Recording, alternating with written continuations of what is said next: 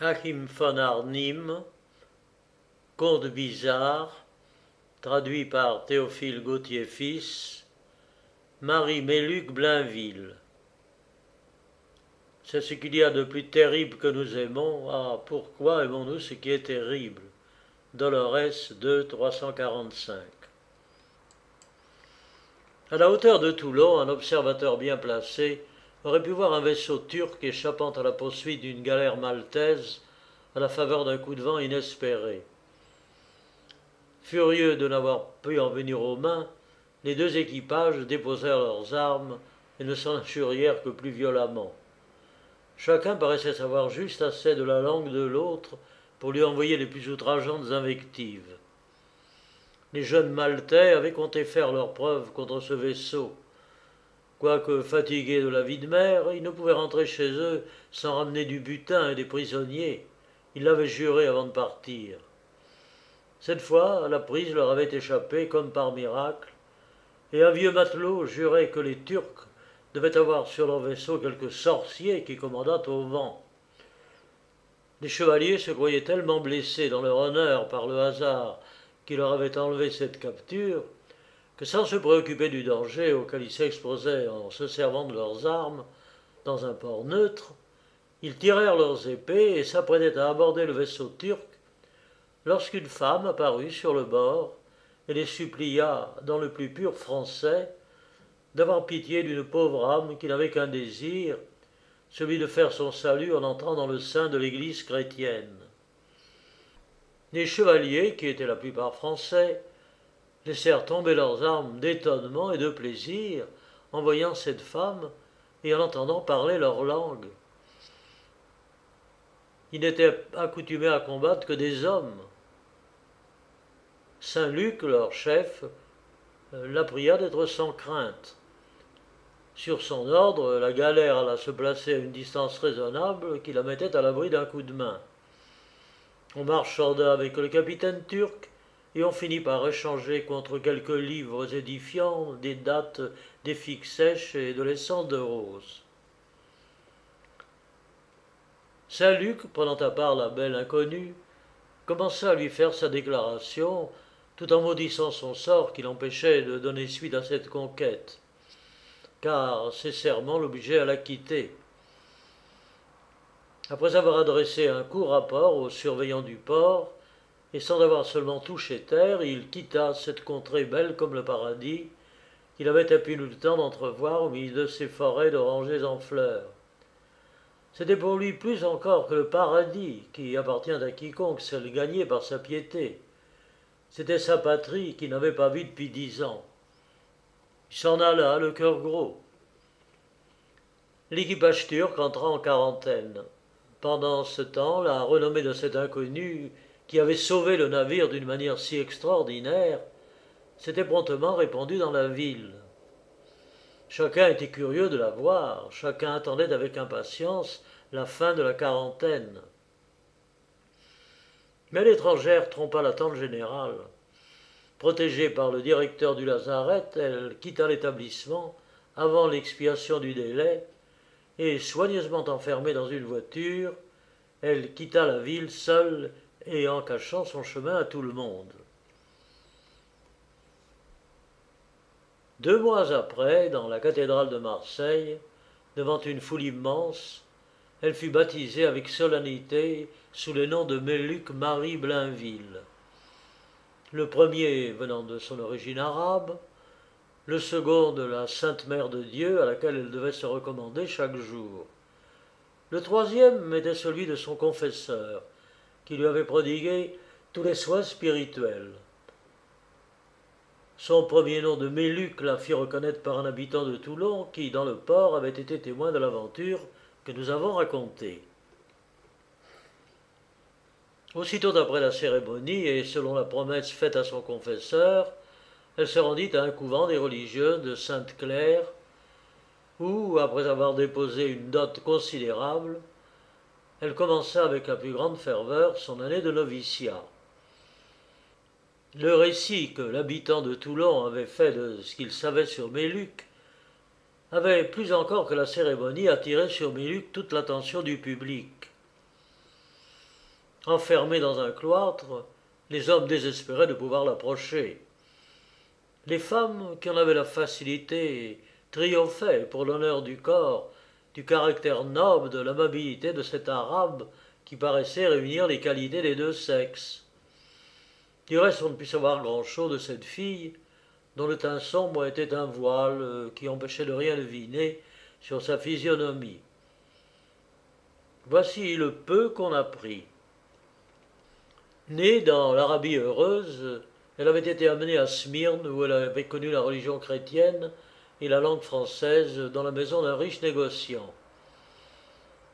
Son genre d'esprit, profond plutôt qu'enjoué, en opposition avec la frivolité qui régnait alors, la finesse avec laquelle elle comprenait et interrogeait ses nouvelles connaissances, ne faisait qu'augmenter le plaisir qu'éprouvaient les femmes à lui rendre visite. On ne parlait que de ses réflexions, de ses mots ingénieux, et grâce à sa nature singulière, on lui en faisait souvent dire plus qu'elle n'en avait eu l'intention. Une femme comme Méluc, sans fierté, sans coquetterie, plaît facilement à tout le monde. Mais entre tous, elle avait conquis l'admiration d'une ancienne comédienne, la Banale. Pour cette dernière, Méluc était une divinité. Ce fut un grand sujet d'étonnement dans toute la ville lorsqu'on vit Méluc quitter le couvent avant la fin de son année de noviciat et, abandonnant sa dot religieuse, elle a trouvé la comédienne pour apprendre d'elle les principes de son art. La plupart pensèrent que sa piété et son baptême n'avaient été que deux comédies qu'elle avait fort bien jouées. D'autres lui pardonnèrent la pensée du plaisir qu'il comptait goûter en l'entendant et des plaisanteries contre les dévots auxquels ce changement pouvait donner lieu. À force d'étudier, Méluc s'appropria bientôt la langue des chefs-d'œuvre qu'elle apprenait. Elle enthousiasmait les critiques qui fréquentaient la maison de la Banale, et les connaisseurs admiraient en elle un talent hors ligne. Ce talent même fut bientôt pour elle un moyen de s'introduire dans les meilleures sociétés, où elle sut s'attirer une bienveillance générale à laquelle son amabilité vint ajouter quelque chose de plus. On cherchait à lui plaire en lui faisant des cadeaux. Elle les acceptait avec gracieuseté, mais elle ne tardait pas à les rendre à la première occasion, toujours plus beaux que ceux qu'elle avait reçus. Aussi ne pouvait-on pas supposer que ce fût par besoin d'argent qu'elle étudiait le théâtre, et que ce n'était pas avec des présents qu'on pouvait gagner son cœur. Chose rare dans le métier. En peu de temps, elle avait fait un miracle. Autant elle avait étonné par ses habitudes étrangères, autant elle se conforma rapidement aux exigences de la société. Tout son être s'était façonné aux mœurs du milieu où elle vivait. Elle s'interdit tout bavardage, toute négligence de langage, défauts qui ne sont permis qu'aux classes inférieures et dont ils sont pour ainsi dire le signe distinctif. Elle savait proportionner sa conversation à la capacité de ses interlocuteurs, et tout cela avec une aisance et une douceur qui provenaient d'un sentiment inné de délicatesse.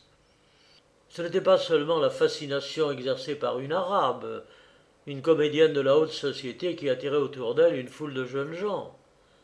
C'était encore plus l'excitante renommée de ses bonnes mœurs, qui augmentait chaque jour le nombre de ses adorateurs. Chaque nouveau venu croyait son triomphe assuré, en voyant à son arrivée le nombre des délaissés s'augmenter du dernier amant, jusqu'à ce que lui-même passât au nombre des adorateurs paisibles qui attendaient dans le plus grand calme le moment d'être heureux. Ces derniers, familiarisés peu à peu avec la perspective de cette attente, se demandaient souvent s'il fallait attribuer cette résistance à la chasteté, à la ruse ou à la satiété.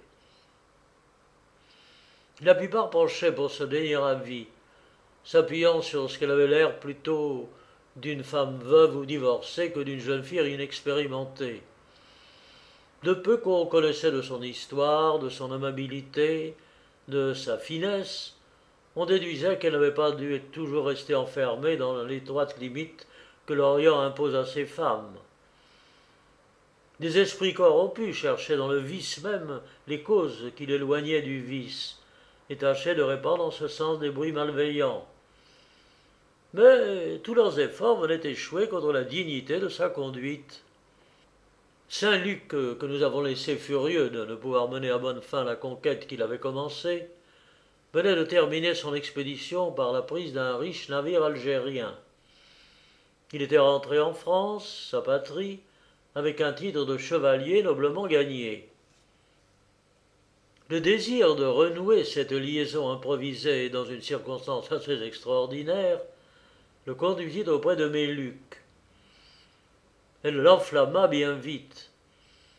Ayant appris de ses amis combien il serait difficile de la posséder, il leur jura solennellement de vaincre à tout prix sur terre celle qu'un hasard malencontreux l'avait empêché de vaincre sur mer. Dès les premiers nœuds de son intrigue, il fut complètement éconduit.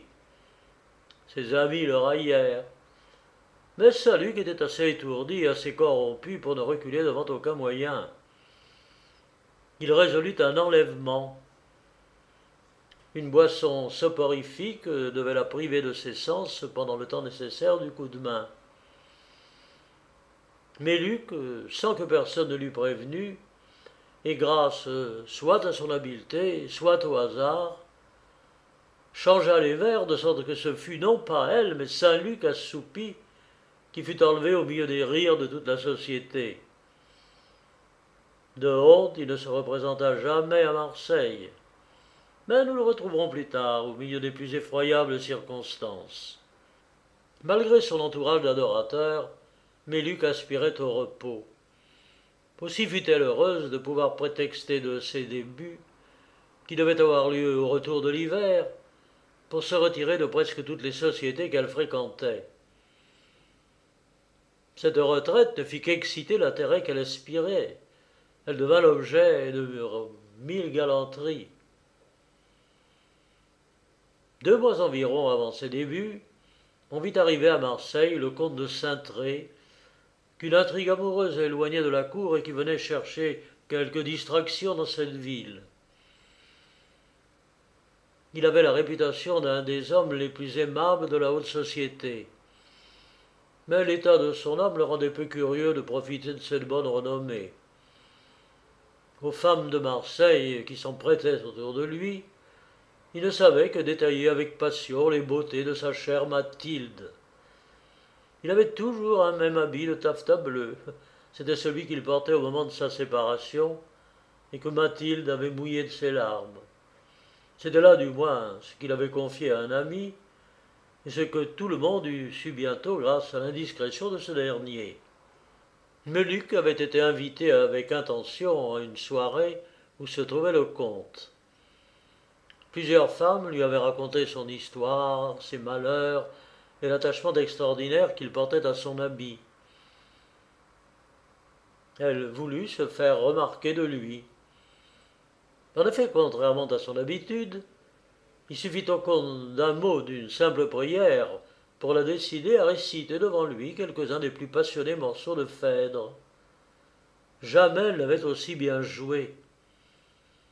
Chacun épiait d'un air satisfait la physionomie du comte, comme pour dire « Ah, auriez-vous jamais soupçonné un pareil talent en province ?»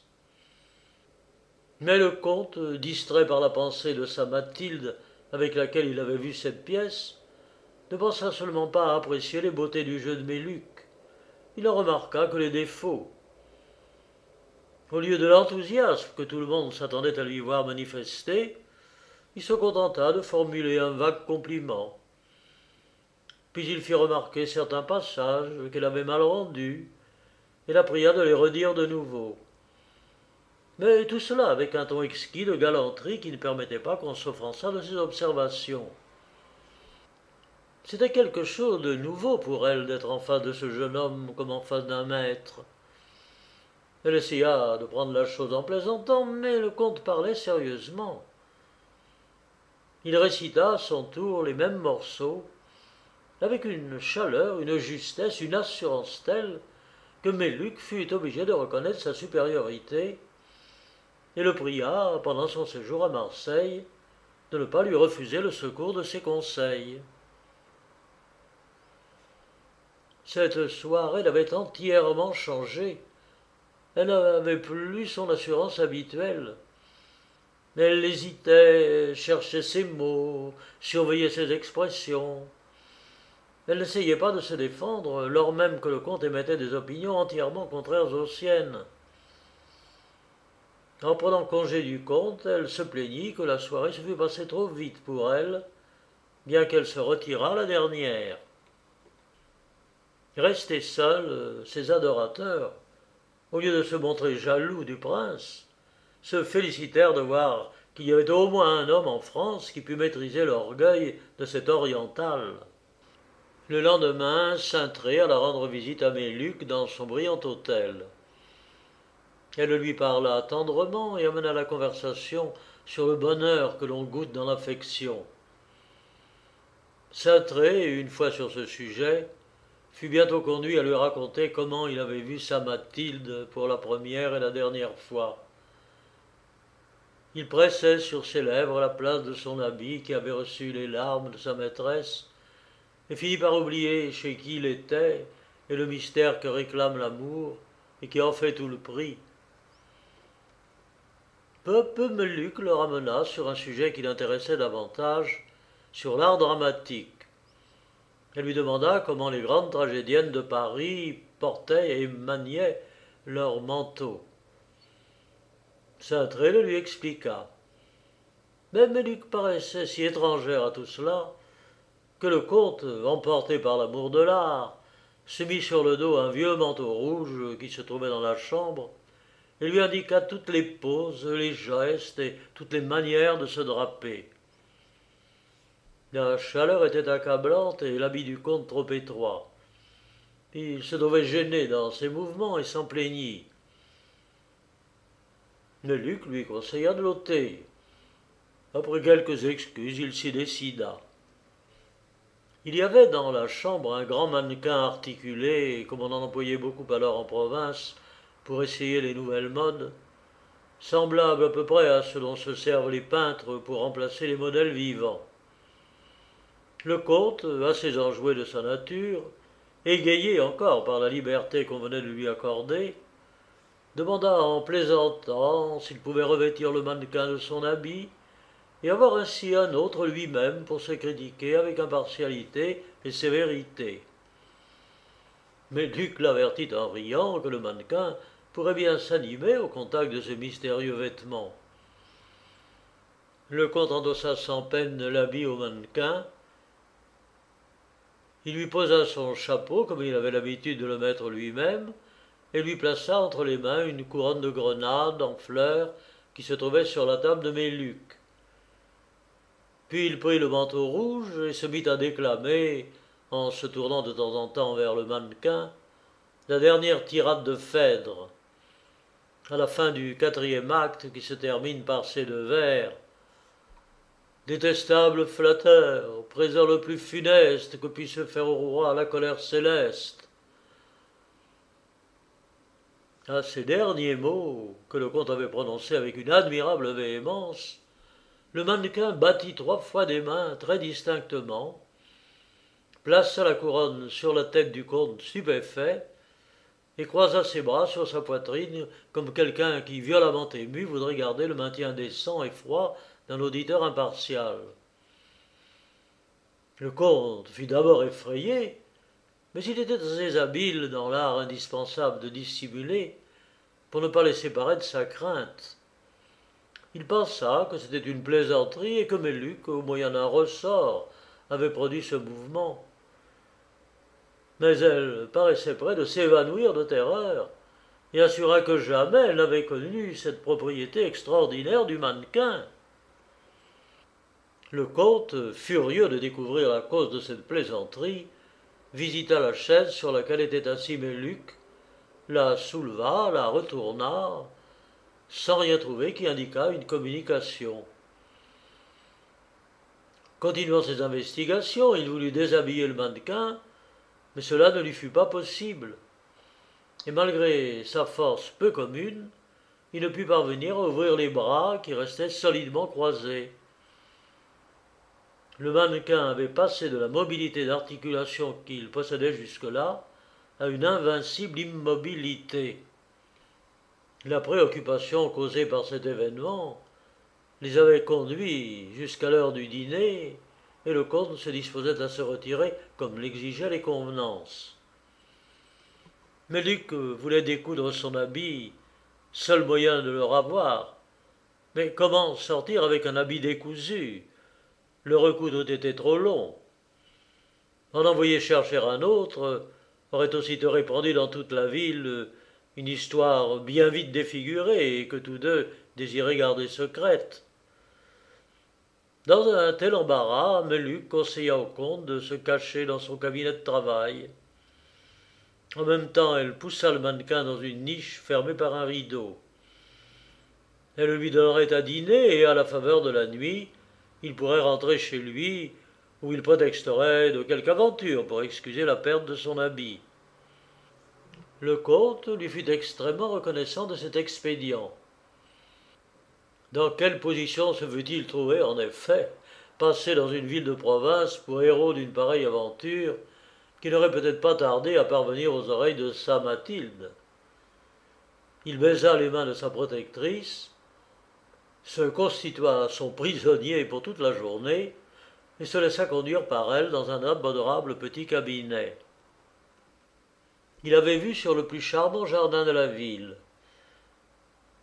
Mais il y en avait un plus charmant encore, qui, partant du bord de la fenêtre, s'avançait jusque dans la chambre et répandait une odeur printanière d'une douceur indicible.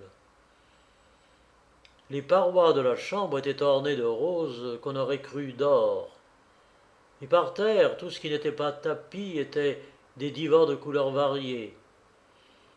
De doux carillons harmonieusement accordés étaient mis en mouvement par des oiseaux qui les faisaient sonner en venant prendre leur nourriture. Dans un bassin de cristal se jouait une foule de poissons dorés qui accouraient à la surface recevoir la becquée de canaris apprivoisés et que la société des hommes avait rendus aimables jusque pour les habitants d'un autre élément. Oh, ces petites bêtes faisaient l'admiration du comte.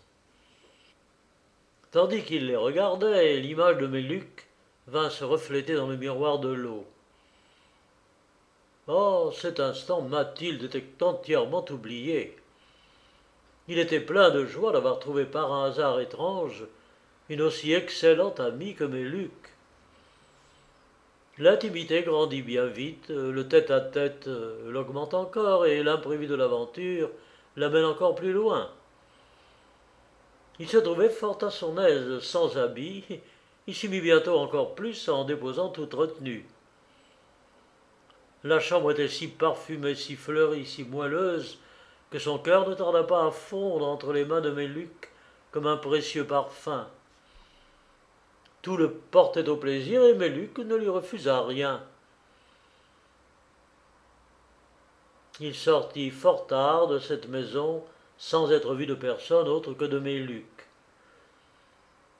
Les premières lueurs du crépuscule qui s'élevait déjà auraient pu lui donner un prétexte de rester un jour encore dans cette douce captivité.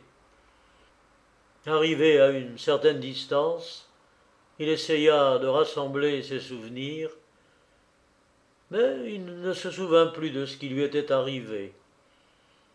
Il voyait Mathilde comme si elle eût été devant lui. Dans sa pensée, il s'entendait dire « Ami, me pardonneras-tu » En disant cela, il se cacha la tête entre ses mains et sentit la couronne que lui avait décernée le mannequin. Il la retira tout honteux. Elle était déjà flétrie. Ne voulant cependant pas la jeter, il la mit dans sa poche. Il se sentait froid et regagna sa maison en courant par des rues détournées. Tandis que son valet de chambre le déshabillait, il lui raconta comment il avait été attaqué dans un petit village par 3 hommes armés et qu'il avait été obligé de quitter son habit pour sauter par la fenêtre. Après avoir pris un repos nécessaire, il se trouva moins inquiet des suites de son infidélité et il se fit à ce sujet une complaisante théorie. Il supposa qu'au monde il y avait deux espèces d'amour, de sorte que, sans porter préjudice à un amour plus élevé, il pouvait accorder à l'arabe un amour inférieur, à condition de le tenir caché à Mathilde, ce dont il prit grand soin. Mais Luc n'avait sans doute pas découvert cette pensée chez le comte, car toute sa prudence l'abandonnait dans cet amour qui dans tout un mois ne lui avait encore donné que quelques heures de bonheur, et le reste n'avait été que chagrins et tourments. Elle croyait à la durée de ce qui n'était qu'une fantaisie. Elle s'imaginait avoir en perspective un feuillage toujours vert, tandis que les feuilles jaunissaient et tombaient déjà à mesure qu'elle s'avançait. Il y avait à peine un mois que le comte entretenait cette liaison secrète, lorsqu'il reçut une lettre de sa chère Mathilde. Elle lui annonçait que le roi avait enfin cédé aux instances de son oncle et lui permettait d'épouser Saintré, mais à la condition qu'il s'éloignerait de la cour. Elle lui demandait s'il était capable de ce sacrifice, de quitter cette brillante atmosphère où il avait passé ses plus belles années. Elle le priait de bien réfléchir avant de s'engager et de convenir avec elle de l'époque où elle viendrait le retrouver à Marseille avec ses parents, connaître la destinée de ses plus douces espérances, de ses plus violentes inquiétudes. Le comte n'avait pas la liberté d'hésiter ni de tarder. Il répondit « Joie et bonheur !» Ce soir-là, il reposait sur des moelleux coussins à côté de l'arabe, mais il se sentait mécontent et inquiet. Mais Luc s'en aperçut, et avec une impétuosité passionnée, s'efforça de redoubler son plaisir.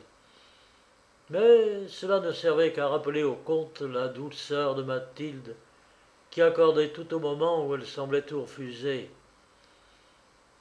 Saintré cherchait à rompre le plus tôt possible avec Luc.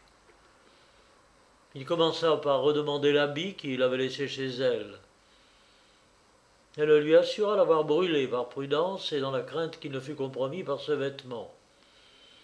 Là-dessus, il s'emporta, se plaignit qu'elle eût de la cruauté de détruire des larmes qui lui étaient si chères, et il se mit à parler avec tant de feu de sa passion pour Mathilde que Luc s'évanouit de désespoir et de jalousie. Le comte s'esquiva et se crut débarrassé d'elle pour toujours.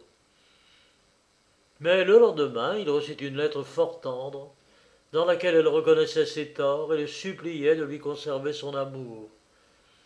Elle savait bien qu'il serait partagé avec Mathilde, mais ne pouvait pas vivre sans lui. Le comte s'aperçut qu'il n'avait pas affaire à une Française, et qu'il ne pouvait pas agir cavalièrement, comme dans une intrigue ordinaire. Tous ces expédients n'auraient pas eu de prise sur cette nature étrangère, que l'offense et l'abandon blessaient plus que tout autre, mais qui cherchait à s'en venger non pas par la colère, mais par un doux redoublement de tendresse. Il lui répondit par une lettre très froide, ce qui ne lui fut pas difficile. Bientôt il lui arriva des lettres toutes les heures, si bien qu'il prit le parti de n'y plus répondre. Un hasard fit que le comte la rencontra dans une société où il ne s'attendait pas à la voir, tandis qu'elle était sûre de l'y trouver. Elle ne put s'empêcher de lui faire des reproches devant tout le monde. Et comme il était fatigué d'elle d'autant qu'elle était folle de lui, il se montra plein de calme et de convenance. Cette séparation fut regardée comme le triomphe de la vertu, et de ce jour Luc perdit tout son prestige. Elle cessa d'être reçue dans beaucoup de maisons qui auparavant auraient sollicité sa présence, et se sentant blessée dans son orgueil, elle se tint dès lors éloignée de toute société. Le comte n'était pas moins inquiet. Il avait pour Luc un reste de penchant qui le troublait à tout moment. D'un autre côté, il craignait que le bruit de cette liaison ne fût devenu public et n'arrivât jusqu'aux oreilles de Mathilde. Pour éviter quelque nouveau coup de tête de Luc, il partit à la campagne. Mathilde venait d'y arriver. Quelle joie de se revoir! Ils étaient dans ces années où chaque jour embellit et accomplit aisément. L'éloignement avait mûri leurs sentiments. Les quelques difficultés qui restaient furent bientôt levées, et leur mariage s'accomplit au milieu d'une fête champêtre. Le même jour, 12 filles pauvres du lieu furent établies par leurs soins. Comme Mathilde fut noble ce jour-là, comme elle était belle sous sa simple couronne de mariée. Elle avait prié le comte de mettre l'habit de taffetas bleu qu'il portait au moment de leur séparation. Cintré, qui avait prévu cette demande, s'en était fait faire un autre exactement pareil. Tout le monde disait que c'était une heureuse journée, celle qui unissait deux êtres aussi aimables. Peu de jours après son union, le jeune comte partit avec sa femme pour Marseille, qu'elle désirait beaucoup voir. C'était peut-être aussi l'orgueil de se montrer au bras de ce galant homme, maintenant son mari. Le comte était trop heureux pour redouter une ancienne liaison.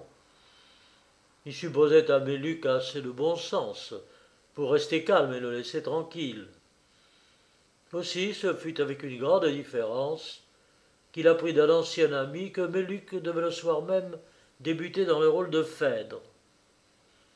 Malheureusement, cet indiscret ami, dans le but de féliciter le comte devant sa femme, d'avoir résisté à une nature brûlante comme Méluc, se mit à parler de l'ardeur passionnée de Méluc pour le comte et de l'abandon que celui-ci en avait fait par amour pour Mathilde. Aussitôt, le comte rougit visiblement, et malgré tout son usage du monde, fut tellement décontenancé que Mathilde tremblait et brûlait de jalousie. L'ami, sans s'apercevoir de rien et continuant son bavardage, leur raconta que la ville était divisée en deux parties, dont le plus nombreux était celui de la Torcy, qui jusqu'alors avait joué le rôle de Phèdre, que Méluc s'était montré de la plus grande insolence envers cette dernière, ce qui avait mis beaucoup de monde contre elle, sans compter le mauvais effet produit par sa malheureuse liaison avec le comte. Enfin, il était certain qu'elle serait impitoyablement sifflée. Mathilde attendait avec impatience le moment d'être seule avec son mari. Elle lui fit les plus violents reproches de n'avoir caché qu'à elle cette étrange passion que tout le monde connaissait. Le comte ne lui répondit qu'en lui faisant serment de sa fidélité, un serment qu'il avait fait à bien d'autres. Cependant, cette fois, il eut plus de peine à jurer, et le serment lui sortit difficilement de la bouche. Enfin, la comtesse lui dit qu'elle voulait bien le croire, mais à condition qu'il prendrait le parti de la Torcy et se mettrait du côté des sifflets. Le comte le promit à sa femme sans difficulté.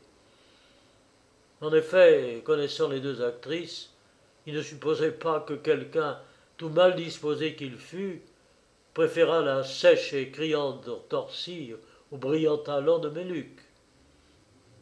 La scène fut emplie de bonheur. Outre les cabales, il y avait aussi des assistants neutres venus pour voir plutôt la bataille que la tragédienne. Chaque partie avait choisi les places les plus commodes pour faire entendre et sentir son opinion. Tous étaient attentifs à saisir la première occasion de manifester leur goût. Tout en voulant juger avec impartialité, ils guettaient quelque accident pour faire scandale. Les deux premiers actes se passèrent assez bruyamment. On se remuait, on changeait de place. Lorsqu'entra Phèdre, silence général. Mais quelle inquiétude chez les partisans de Méluc, lorsqu'au lieu de l'entendre dire ces premiers mots « N'allons point plus avant », avec cet abattement causé par la passion qu'elle rendait autrefois si admirablement, ils la virent, comme possédée d'un mauvais démon, lancer les paroles avec violence, regarder de tous côtés dans la salle comme si elle eût perdu ses mots, et qu'elle les cherchât sur la bouche des spectateurs qui savaient presque tous le passage par cœur et le récitaient tout bas. Elle dit plusieurs vers de cette manière jusqu'à ce qu'elle eût aperçu, dans une petite loge près de la scène, le comte, dont l'ami bavard lui avait annoncé l'arrivée. Elle continua à parler, mais les yeux fixés sur son ancien amant, tantôt baissant, tantôt élevant la voix, comme si un ouragan, en passant devant sa bouche, eût emporté les mots çà et là. Elle arriva ainsi jusqu'au passage. Tout m'afflige et me nuit et conspire à me nuire. Alors le parti ennemi ne put y tenir plus longtemps. Rires et sifflets s'unirent pour achever sa honte, et ses amis même furent obligés de se taire, tant ce mauvais accueil était mérité. Et le comte se trouvait dans la plus triste position. Mais Luc le regardait toujours avec une effrayante fixité. Elle lançait à la comtesse des regards furieux de jalousie, tandis que celle-ci, entendant le bruit commencer, priait son mari de lui tenir parole et de siffler avant tout le monde. Il fallait le faire, car chez lui l'honneur passait avant tout, et il l'avait juré. Malgré son désespoir, il siffla une ancienne maîtresse qu'il avait aimée. Mais Luc, croyant que Saintré sifflait librement, lui lança un tel regard qu'il en fut ébloui pendant quelques moments et qu'il tomba en proie à une attaque de nerfs. Pendant ce temps, Luc sortit de la scène fièrement et à pas lents. La colère de la foule contre elle s'était apaisée. On regarda la loge du comte où l'on parlait tout haut. On vit une femme. C'était la comtesse penchée vers son mari, qui, debout dans la loge, tournait le dos au public, ce qui est contre l'usage du pays. Un bruit de piétinement mêlé de cris s'éleva de tous côtés. Heureusement, le comte n'entendait rien. Autrement, il aurait pu faire quelque folie pour venger l'outrage fait à sa femme. Ses voisins, lui ayant fait remarquer quelle était la cause de ce tapage, la comtesse pâlit, puis partit avec le comte qui s'était un peu remis, et rentra chez elle sans dire un mot. Comme en quelques heures tout était changé pour elle dans cette maison. Elle ne pouvait se dissimuler que le comte ne lui avait pas donné un amour entier et véritable. Au lieu de l'honneur qu'elle espérait recueillir en paraissant en public avec lui, elle n'avait essuyé qu'un public affront dont personne ne pouvait lui donner satisfaction. Mais une inquiétude plus grave lui faisait oublier ses malheurs. L'indisposition du comte n'avait pas été passagère, la fièvre persistait, et en peu de jours des symptômes sérieux se manifestèrent. Le comte se plaidit d'une douleur au cœur, inexplicable par tous les médecins, qui lui ôtait le goût de toute occupation, de toute distraction, et qui le fit maigrir si vite que sa femme, après l'avoir vu pendant 6 mois consumé par ce mal, devint malade de douleur en voyant approcher les derniers moments de son mari. Deuxième partie. Ils étaient assis un soir en silence, plongés dans de douloureuses réflexions dont ils voulaient s'épargner l'amertume l'un à l'autre en les taisant, lorsque le docteur Fresnel, ancien camarade de classe du comte, et qui avait longtemps voyagé en Orient, entra dans la chambre. Les deux amis s'embrassèrent plutôt avec tristesse qu'avec joie. Ils étaient tous deux partis dans la vie avec les mêmes espérances, et le comte paraissait n'avoir plus que bien peu de temps à y rester. Fresnel l'interrogea en connaisseur sur toutes les circonstances de sa maladie. Puis il se leva et lui dit « Ami, vous êtes entre les mains d'une puissante magicienne qui mange les cœurs. Peut-être est-il encore possible de vous sauver. » Le vicomte avait bien entendu parler de douleurs qui rongent le cœur, mais jamais de magicienne qui le mangeasse. Il pensa que son ami s'était imaginé quelque chose d'extraordinaire, d'autant plus que l'esprit du siècle ne portait pas à croire à la magie. Mais le docteur lui affirma que cette science était très cultivée en Orient, surtout pour se venger des infidélités, mais que l'enchanteresse avait besoin pour réussir de posséder quelques souvenirs de l'infidèle venant de sa rivale. Le comte fut stupéfait.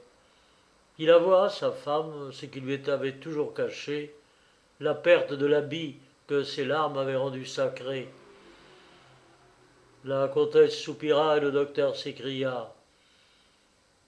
Ami, mais vous êtes sauvé, si votre pensée est maintenant d'être fidèle à votre femme, et si la sorcière est jalouse à la mort. Je vais lui chanter un air qui lui fera craquer les membres en mesure. Il leur dit au revoir et les quitta fort étonné.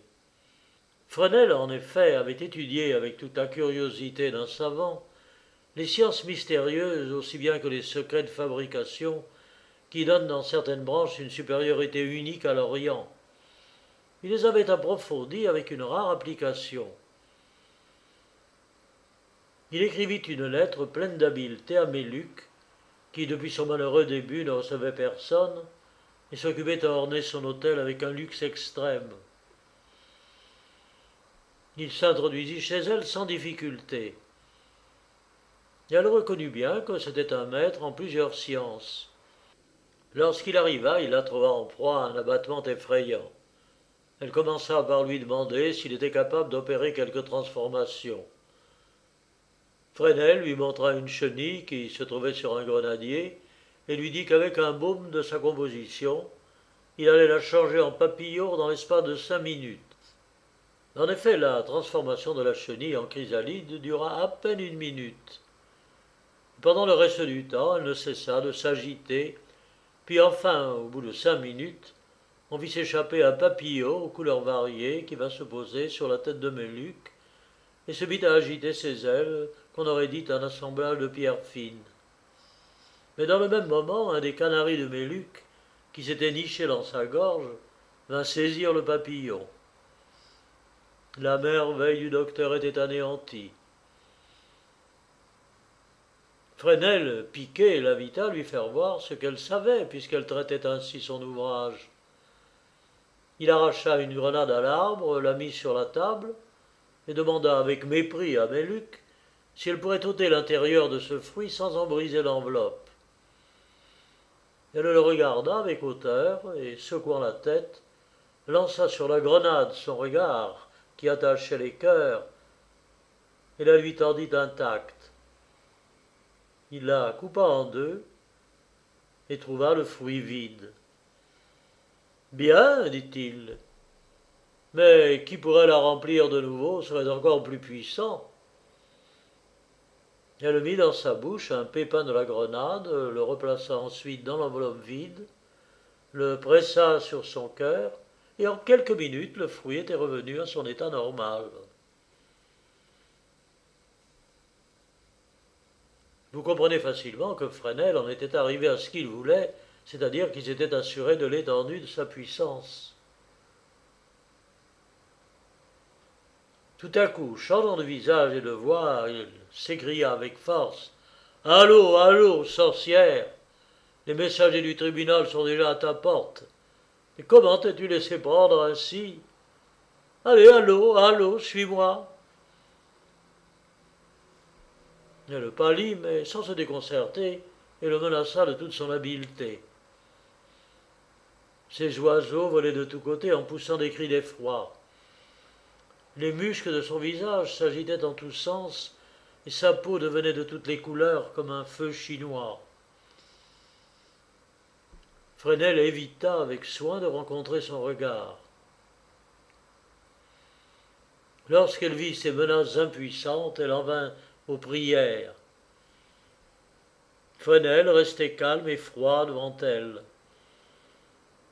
Enfin, il lui déclara qu'elle serait libre si elle voulait rendre à son ami le cœur qu'elle lui avait enlevé par son regard, aidée par la possession de l'habit bleu, et qu'elle ne sauverait sa vie qu'à cette condition.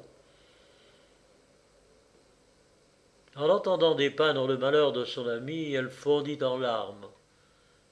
Elle pensa que puisqu'on avait recours à elle, il devait être bien malade et qu'il était peut-être trop tard pour le sauver. Elle espérait chaque jour recevoir la nouvelle de sa mort pour se débarrasser à son tour de cette vie qui l'avait empoisonnée. « Ah !» s'écria-t-elle, « il est sûrement trop tard. Dans ma fureur, dans ma jalousie, j'ai trop profondément rongé son cœur. Cependant, j'espère encore pouvoir le faire rentrer dans son corps. » À ces mots, elle tira un rideau et Fresnel vit avec étonnement le mannequin auquel Méluc avait su donner le visage, l'aspect et le teint du comte. Il était beau comme à ses meilleurs jours. Ce mannequin portait encore l'habit bleu du comte. Il était resté les bras croisés. Un léger coup frappé par Méluc détacha les bras de la statue. Elle retira promptement l'habit, regarda attentivement dans une cavité située à la place du cœur et dit au docteur « Allez vite, Fresnel, car dans 1 heure il serait trop tard. Il vit encore, mais de la dernière fibre de son cœur. Mettez de suite cet habit, imprégné de larmes, sur le corps de votre ami, qui ne le quittait ni jour ni nuit, jusqu'à ce qu'il soit entièrement guéri. Mais il ne recouvrera son cœur que si je suis près de lui, car maintenant ce cœur est à moi, en moi. Dites-lui qu'il m'a rendu bien malheureuse, et que je lui demande que de rester toujours auprès de lui. Que sa femme ne se vante pas de l'avoir sauvé. Je vous le répète, c'est en moi qu'est son cœur. Sans moi, il ne pourrait pas vivre, il ne vivra pas plus longtemps que moi. » Fresnel ne crut de tout cela que ce qu'il voulut bien en croire. Cependant, il courut avec l'habit chez le comte, et à la vue de ce souvenir qu'il avait cru perdu, Saintré sentit renaître une lueur d'espérance. Lorsqu'il l'endossa, il fut effrayé de voir comme il flottait sur son corps amaigri, tandis qu'autrefois il lui collait si bien. À mesure que les heures avançaient, il se portait sensiblement mieux. Sans que Fréhel le lui eût dit, il ne voulut quitter l'habit ni le jour ni la nuit. Mathilde en était fière. N'était-ce pas là l'éloge de son amour? Mais il lui manquait son cœur. Il ne sentait rien remet en lui, et il lui semblait avoir un vide à la place où autrefois palpitaient de si nobles passions. Enfin, après avoir ainsi vécu pendant 1 mois environ, Fresnel leur avoua ce que Méluc leur avait dit. Il les supplia de recevoir dans leur maison cette femme malheureuse mais puissante dont dépendait leur avenir. Le comte pria sa femme de décider. Elle n'hésita pas longtemps. Elle alla trouver elle-même Méluc et la pria de considérer la maison comme la sienne et d'y venir habiter toujours comme la plus proche parente de son mari, dont la vie était entre ses mains. Pendant qu'elle parlait, Méluc examinait avec une bienveillance surprenante les traits doux et ouverts de la comtesse. Elle admirait la noblesse de cet amour qui sacrifiait jusqu'à sa jalousie et se sentit prise d'une sincère compassion pour cette femme. Mais son dessein était arrêté. Elle monta dans la voiture de la comtesse et toutes deux entrèrent en même temps dans la chambre du comte. Il s'était assoupi sur un livre. À la vue de Méluc, il poussa un cri. Il sentit que dans cet instant, le vide de son cœur se remplissait. Le monde lui parut rajeunir. Son ardeur, la vivacité de ses pensées renaissaient en lui. Il venait de se réconcilier avec le sort, et l'incompréhensible malheur dont il avait été la victime lui rendait la vie encore plus précieuse. À partir de ce jour, Méluc, au grand étonnement de toute la ville, vécut dans la maison du comte, qui partit aussitôt avec tout son monde pour une campagne à lui, située dans les environs de Marseille, et où ils vécurent plus tranquillement qu'à la ville. Fréhel voyait avec joie le bonheur qu'il avait préparé, et faisait souvent sentir à Méluc tout ce qu'on devait à son entremise. Méluc pardonnait à la vanité du docteur et cherchait même à se l'attacher, à s'en faire un discret adorateur, mais l'esprit du médecin n'avait pas le calme qui convient à une liaison paisible et durable. Un jour, il arriva chez elle à l'improviste, et tout hors d'haleine, lui demanda si elle n'avait pas quelque commission pour son pays, où il allait faire un nouveau voyage d'exploration. Mais tout l'intérêt qu'elle portait auparavant aux sciences occultes qu'on y cultive avait disparu depuis que son désir était satisfait. On lui répondit que rien ne le rattachait plus à l'Orient, excepté le souvenir affreux d'une émeute soulevée par un ennemi de l'émir de son père, et qui avait ruiné sa maison et sa famille. Si vous n'avez rien à me commander, lui demanda Fresnel, je ferai cependant l'impossible pour vous. Ordonnez ce que vous voudrez, ajouta-t-il avec vivacité. Mais Luc le regarda fixement et lui répondit « Maintenant vous voulez que je vous ordonne quelque chose? Il viendra un temps où vous ne pourrez m'accorder la moindre chose que je vous demanderai. » Fresnel la blâma amicalement de douter ainsi de lui, mais elle voyait que ce moment n'était pas éloigné. Il prit congé de son ami avec cette persuasion commune à tous les hommes qu'il ne faut pas croire aux prédictions, et partit en promettant un châle à la comtesse et au comte des graines de fleurs rares.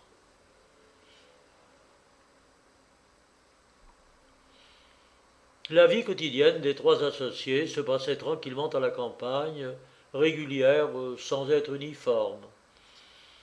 Mélux s'occupait des soins du ménage, c'était une tâche toute neuve pour elle, mais elle s'en tirait encore mieux que Mathilde, qui n'avait jamais appris à connaître les détails intimes et les besoins de la vie. Les gens de la maison se soumirent bien vite à ce coup d'œil rapide et sûr qui savait si bien mettre l'ordre dans toutes choses.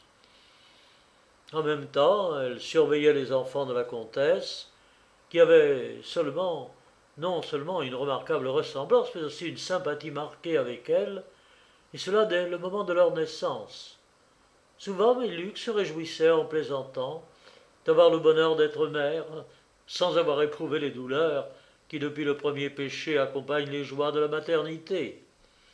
Et Mathilde trouvait les yeux orientaux et les longs cils de ses enfants si séduisants qu'elle n'essayait pas de chercher à quelle cause il les devait, et aimait son ami dans la personne de ses enfants.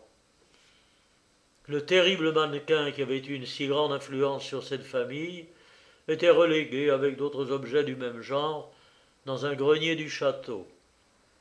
Les dimanches, Méluk le montrait aux enfants pour les récompenser lorsqu'ils s'étaient bien conduits dans la semaine.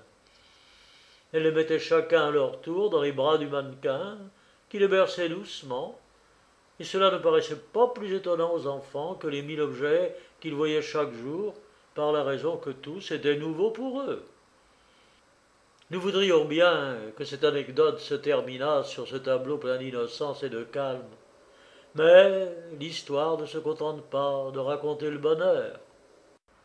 8 ans environ s'étaient passés au sein de cette vie tranquille, avant que le désir de tout renouveler dans le pays, excité par les caprices de quelques écrivains, ne vint détourner le peuple de la voie qu'il suivait depuis si longtemps, et ne mit les bons citoyens à la merci des plus misérables. Ces nouvelles espérances avaient ému le comte en même temps qu'elles avaient ramené Fresnel à Marseille.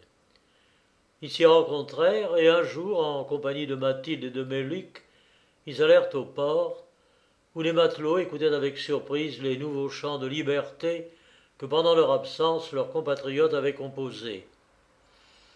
C'était un beau moment où les intérêts particuliers s'effaçaient devant l'intérêt commun. Le comte et la comtesse, loin de regretter leurs privilèges, se réjouissaient de voir régner l'égalité. Jusqu'à présent, disait le comte, l'histoire de la France n'a été que l'histoire de la noblesse, qu'il avait défendue et agrandie en payant de son sang. Maintenant, il sort des héros de toutes les maisons, et nous allons avoir l'histoire d'un peuple. Je connais les hommes qui sont à la tête de la France. Ils ne veulent que le bien, et ils trouveront dans toutes les provinces des honnêtes gens pour les seconder. La comtesse tournait en ridicule ces titres de noblesse. Elle en rougissait et souhaitait qu'un tu et toi universel unît tous les hommes. Fresnel ne connaissait nullement la France. Il en vivait toujours trop éloigné pour pouvoir appliquer à son pays son esprit d'observateur. Les écrits du siècle lui avaient fait un portrait moral du peuple d'après lequel rien n'était plus facile que d'arriver à ce résultat, but de toute la philosophie, le règne de la raison. Mais Luc s'était tu longtemps et avait laissé exposer son système. Enfin elle prit la parole et s'écria avec une vivacité inaccoutumée. Le règne de la raison. Mais comment la raison pourrait-elle en un instant s'établir dans le monde, lorsque même dans les siècles les plus vertueux, les mieux remplis, elle ne s'est montrée qu'à de rares intervalles et au dernier moment, en étrangère, en fugitive? Et alors elle a établi les différents degrés de la société. Réfléchissez combien les distinctions entre les hommes sont nécessaires. Et du reste, que peut faire la raison? Quel résultat peut-elle amener lorsque les hommes qui la recherchent n'aboutissent à rien et ne font que spéculer et se contredire? Ah, je vous le dis, les amis de la raison laisseront abuser de leur système pour mettre non seulement en parole, mais encore en action les choses les plus opposées à la raison, et au nom de cette dernière, on se permettra tout ce qu'elle défend. Fresnel la regarda avec étonnement et la pria de ne pas parler si haut parce que les passants pourraient l'entendre. Mais elle continua sans baisser la voix. Voyez ces matelots, ils quittent leur ouvrage pour venir écouter, les mains pleines encore de goudron, les chants et les discours patriotiques, tandis que le navire les attend pour partir. Bientôt toute la vie se passera dans ces vains bavardages. Lorsqu'un l'un dit « J'ai faim », tous s'écrient comme lui « Nous avons faim », sans regarder la terre et la mer qui leur offrent le moyen d'apaiser cette faim. Voyez ces vaisseaux aux pavillons de 1000 couleurs qui reviennent d'un heureux voyage. Ils iront pourrir emprisonnés dans l'eau douce pour laquelle ils n'ont pas été construits. Sur les grandes routes, au lieu des employés du roi qui les surveillaient, ce ne seront plus que des nuées de brigands qui rançonneront les voyageurs. Mais je ne cite là que les moindres mots. Mais puisque vous savez dans tant de choses, dites donc tout, s'écria Fresnel surpris. Mais le sang des hommes qui auront voulu amener le règne de la raison coulera par l'ordre de cette raison même. Le sang du roi, ingrat envers la noblesse qui a élevé son trône, le sang de la noblesse, qui ne saura pas s'unir avec le clergé, le sang de notre comte, l'homme que j'ai le plus aimé. Et vous, dit Fresnel, moi aussi je mourrai après avoir préparé le comte à mourir. Et moi, reprit Fresnel, ne pourrais-je vous sauver tous les deux? Non, répondit Meluc en détournant les yeux. Vous serez obligé d'indiquer le lieu de notre mort et vous ne pourrez vous en sauver. Fresnel se mit à rire. Mais pourquoi, nouvelle poétesse, ne vous réfugiez-vous pas dans un couvent puisque vous savez tout cela d'avance? Pourquoi? S'écria-t-elle. Parce que toutes ces pieuses âmes seront déshonorées par les prêtres du culte de la raison. Le comte finit par perdre patience. Il saisit violemment Méluc par la main et la ramena promptement à la maison. Une heure après, elle ne se souvenait plus de ce qu'elle avait dit. Le comte garda une profonde impression de ces révélations qui lui montraient les choses sous un tout autre aspect. Fresnel, au contraire, aveugle théoricien, traitait ses prédictions de bavardage. Tranquille pour toutes ses espérances, il courut à Paris, où son habileté et son enthousiasme le firent bientôt remarquer. L'existence brûlante de la ville et les luttes des partis finirent par fausser complètement son jugement et lui faire perdre tout son sang-froid. Le comte vit bientôt dans la province les choses se présentaient d'une manière plus effrayante encore que ne l'avait prédit Meluc. Il vit les méchants unis et les bons, comme lui, manquant de décision et d'impulsion. Beaucoup de nobles émigraient, ce qui excitait encore la haine contre ceux qui restaient. Cintré n'avait pas de confiance en l'étranger. Pour lui, la France, c'était le monde. Et du reste, il pensait être à l'abri, lui qui avait distribué presque tout son bien aux pauvres du pays. Mais ce ne sont pas ces pauvres gens qui fomentent les violentes révolutions. Il y a une classe moyenne qui, grandissant au-delà de ses limites, ne peut atteindre des régions plus élevées qu'en déplaçant violemment les rangs de la fortune et de la noblesse. De petits fermiers aisés qui avaient fini par se considérer comme propriétaires, et des propriétaires endettés unis ensemble et en relation avec les villes, répandaient la discorde et soulevaient les masses. Fresnel était arrivé de Paris avec la mission de diriger le mouvement dans le Midi.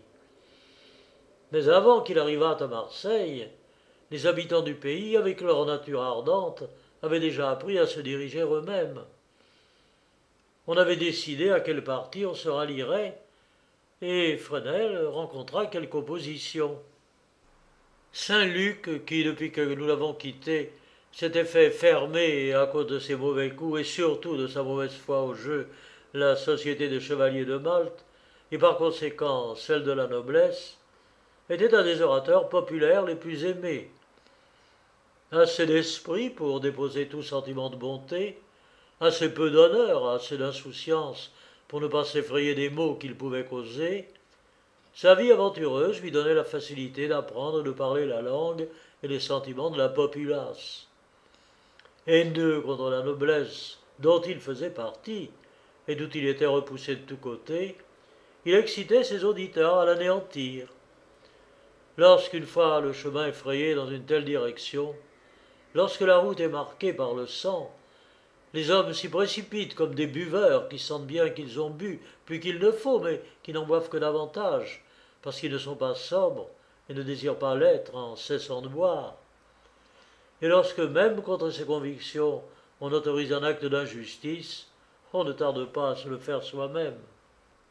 Fresnel, qui d'abord taisait ses opinions de peur de passer pour aristocrate, suivit bientôt l'entraînement de cet émissaire républicain dans la province et prêta son nom aux actes infâmes de Saint-Luc. Quelques meurtres isolés avaient déjà frappé des familles nobles, mais Saintré n'en avait rien appris à cause des nombreux voleurs qui couvraient les routes et interceptaient les communications. Il ne participait à aucun des actes de cette révolution qu'il avait d'abord soutenue et vivait tranquillement retiré chez lui. C'était un soir de juin. Le comte allait se mettre au lit lorsqu'il aperçut à l'horizon quelques lueurs brillantes qu'il prit pour des feux de la Saint-Jean qu'allument les enfants dans la campagne. Il appela sa femme pour lui faire voir ces illuminations qui éclairaient le ciel. Elle se leva et, se mettant à la fenêtre, ils aperçurent une forme humaine qui se promenait lentement dans le jardin. Ils l'appelèrent, c'était Méluc qui n'était pas encore couché. Le comte et la comtesse se rhabillèrent et descendirent la retrouver. Un vent paisible circulait dans les jardins embaumés et semblait ne pas vouloir les quitter, tant ils s'y trouvaient bien. Les fontaines répandaient une agréable fraîcheur. Les trois amis se dirigèrent silencieusement vers une butte couverte d'orangers, d'où l'on découvrait toute l'étendue du pays. Arrivés au sommet, ils s'assirent sous une treille touffue, qui, semblable à un tapis étendu sur leur tête, leur cachait le ciel et les étoiles, tandis qu'ils voyaient briller les feux devant eux. Mais Luc se taisait et serrait ses deux amis contre son cœur. Elle aurait pu leur dire ce qu'étaient ces feux, mais pourquoi détruire une douce illusion? Tout change, dit le comte. Les enfants seuls ne changent pas. Ils ont un type, un caractère. Combien de fois n'aurait-on pas dû, dans les assemblées, écouter la voix des enfants plutôt que celle de leur père? La comtesse était inquiète. Elle demanda comment ces lueurs pouvaient être des feux de la Saint-Jean. Elles étaient si grandes et flambaient si haut qu'il fallait que les enfants brûlassent des granges pleines de paille et des quartiers de forêt. Le comte attribua cet effet à la rosée à travers laquelle un feu éloigné paraît plus fort qu'il n'est réellement. Mais lorsqu'ils virent un château voisin qu'ils apercevaient très bien de chez eux prendre feu tout à coup, lorsqu'ils entendirent des cris dans le lointain, le tocsin qui sonnait de tous côtés, lorsqu'ils virent leurs domestiques qui les quittaient, Méluc ne put plus leur cacher, et ce que depuis une heure elle n'avait pas le courage de leur dire. Ils étaient condamnés à périr. Ah, Méluc, s'écria la comtesse, pourquoi n'avons-nous pas été avec toi nous réfugier dans ton pays? Non, dit le comte, j'aime mieux mourir dans l'ancienne résidence de ma famille que de languir dans l'exil sans pouvoir jeter un regard à ma patrie. Mon sang doit arroser la terre qui m'a nourri. La comtesse fut sur le point de s'évanouir à ces paroles. Les cris sauvages se rapprochaient toujours dans la campagne. Le comte rentra au château avec les deux femmes et leva lui-même le pont-levis. Puis il jeta toutes ses armes dans le fossé, de peur d'être entraîné à répandre le sang de ses concitoyens. À peine avait-il terminé ce sacrifice, il était minuit, qu'une troupe de populaces, à demi-ivres, passant par un endroit où le fossé était à sec, entra dans le château par une porte qui leur avait ouverte une servante, et saisit le comte qu'ils emmenèrent à leurs complices assemblés en foule sur la place du village. La servante qui les avait introduits venait d'être renvoyée pour vol par la comtesse. Elle la cherchait pour se venger et débitait sur son compte une foule de mensonges infâmes. Mais Luc, entendant qu'on cherchait la comtesse, la saisit avec force. Elle était évanouie, la mena dans le grenier retiré où se trouvait le mannequin, et pour la dernière fois eut recours à son art. Elle mit la comtesse dans les bras du mannequin, qui la serra sur sa poitrine avec une force que nul n'aurait pu vaincre. Mais Luc ordonna à la comtesse de se taire, autrement elle était morte. Mais cette recommandation était inutile. La comtesse était trop faible pour pouvoir parler ni entendre. La tête couverte du châle de Mathilde, Méluc alla au-devant de la foule qui cherchait la comtesse. Reconnue pour telle par la servante, elle fut également conduite au lieu du supplice. C'était Fresnel qui présidait en proie au plus violent désespoir. Il avait Saint-Luc à son côté. Porter au comte un secours que lui dictait son cœur, c'était aller contre la plus simple prudence et augmenter contre lui la fureur du peuple. Cependant, il profita de l'autorité que lui donnait son nom de commissaire, et comme Saint-Luc s'apprêtait à enfoncer son poignard dans le cœur du comte, Fresnel saisit ce dernier et le sauva pour un instant du moins. Mais rien n'aurait arrêté Saint-Luc s'il n'avait aperçu Méluc à qui l'on avait enlevé le châle et qu'il reconnut aussitôt. « Source de ma honte, lui cria-t-il, cause de mes malheurs. 2 fois en vain j'ai voulu te conquérir alors que j'étais un homme d'honneur. J'ai réussi maintenant que je suis un misérable. Pauvre pigeon, pourquoi es-tu venu me tomber dans les mains pour que je te torde le cou ?»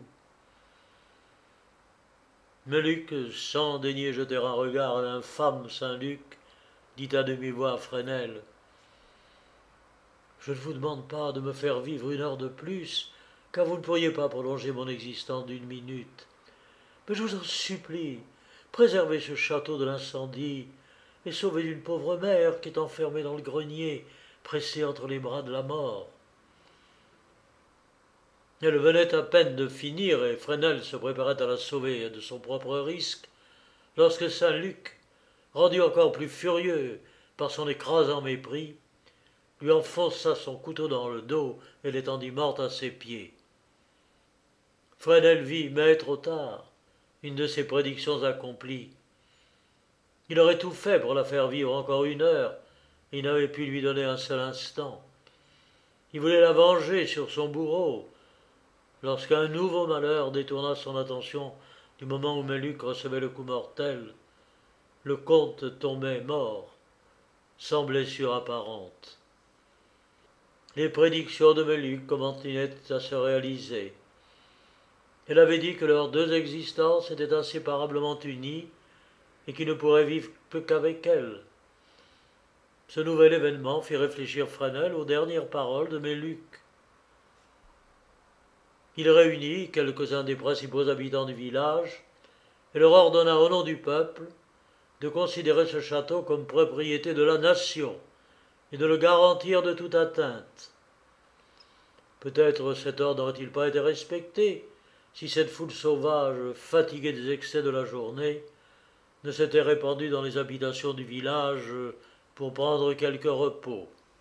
Fresnel profita de ce moment de calme. Il s'introduisit dans le château, supposant que cette mère dont lui avait parlé Melik n'était autre que la comtesse. Il voulait la sauver, et après cela, il considérait sa vie comme terminée, puisqu'il venait d'assister à la mort de ses deux amis. Il trouva bientôt le grenier fermé à clé. Il fit sauter la serrure, mais quel fut son effroi lorsqu'il vit, aux premières clartés du jour, la comtesse pressée dans les bras de son mari, qu'un instant auparavant il avait vu mourir. Mais il reconnut bientôt à ses yeux fixes l'image qui avait déjà décidé une fois du sort de cette maison. La comtesse, toujours évanouie, était entre les bras du mannequin. C'était douloureux pour lui de détruire l'image de son ami qu'il n'avait pu sauver en personne de la mort. Cependant, la nécessité était impérieuse. Il se décida à mettre le mannequin en pièces. Mais, de même qu'on ne peut se débarrasser d'un serpent qui vous enlace qu'en exposant sa vie, ainsi Fresnel ne put, malgré toutes ses précautions, éviter de blesser Mathilde. La douleur causée par cette légère blessure la réveilla, et elle dut prendre Fresnel pour un assassin acharné après le comte.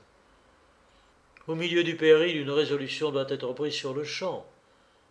Souvent, plus tard, le cœur voudrait revenir sur ce que le danger nous a fait faire, mais la détresse n'a pas le temps d'hésiter. Le désir de sauver ses trois enfants fit oublier à Mathilde de dire un dernier adieu à son mari et à sa noble amie. Elle s'éloigna du château comme si elle quittait Sodome, sans oser regarder derrière elle. Fresnel l'accompagna, la soigna avec un dévouement infatigable, et la conduisit heureusement jusqu'en Suisse, chez des parents aisés qui reçurent l'infortuné les bras ouverts. Depuis le jour du massacre, Fresnel était resté en proie à une sombre tristesse.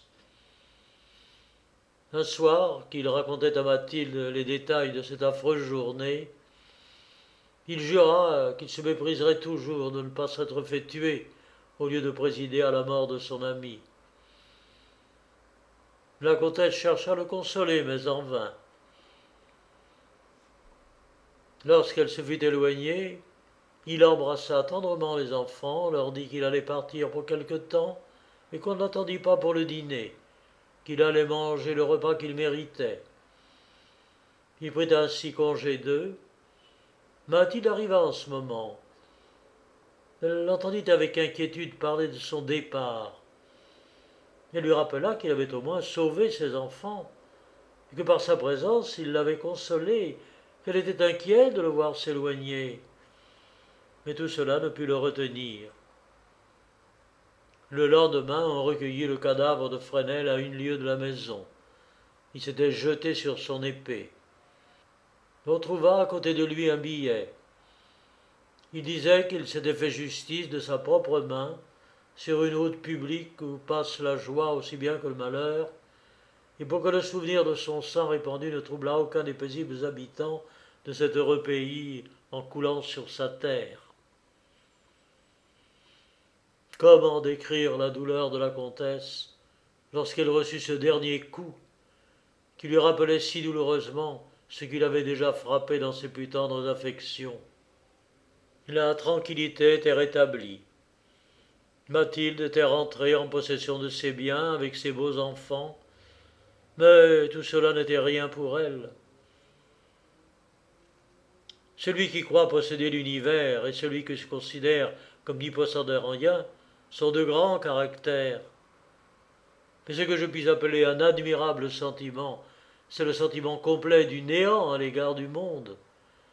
Sentiment qu'elle me laissa voir pendant mon séjour auprès d'elle, et tandis que deux de ses enfants étaient à la mort. Le ciel les lui a conservés. Excepté ce sentiment de son néant, elle n'en avait conservé qu'un seul, le respect pour sa terrible Meluc, respect qu'elle manifestait à tout moment et qui la faisait souvent sortir du silence qui régnait dans son cœur. Combien de fois me fit-elle admirer cette âme vraiment orientale, qui préféra rester la prophétesse d'une famille à laquelle sa passion l'avait unie, tandis qu'elle aurait pu devenir la prophétesse de l'Orient et prédire tout le siècle qui se préparait. Fin de Marie Méluc Blainville.